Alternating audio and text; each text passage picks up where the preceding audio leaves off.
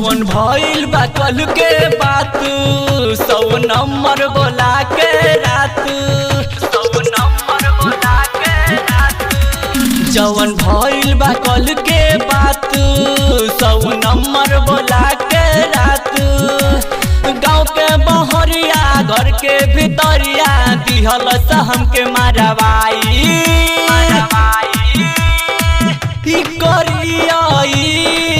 थान भेजवाई है पता रखी देहला मारवाई है करियाई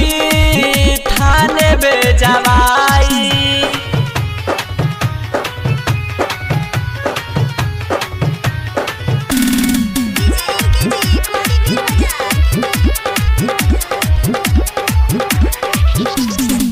भगवान मानी हो करे के चाही हो भगवान मानी हो करे के चाही हो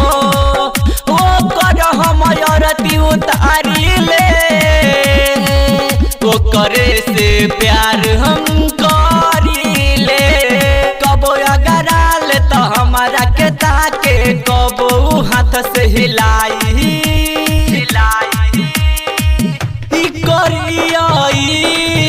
थान भेजवाई है पता रखी देहला मारवाई है करियाई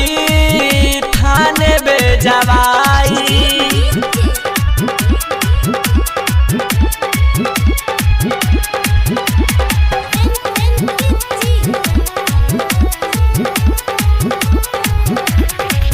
मरले बा जवानी में डरले परेशानी में मरले बा जवानी में डरले परेशानी में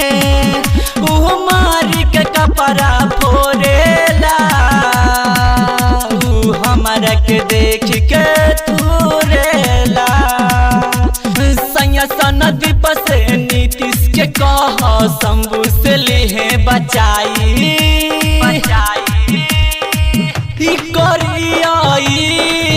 थान भेजवाई है पता रखी देहला मारवाई है करियाई थान भेजवाई एकदम जिंदगी तबाह करके रख देले बा भैया। धमाल रिकॉर्डिंग स्टूडियो रिसिया।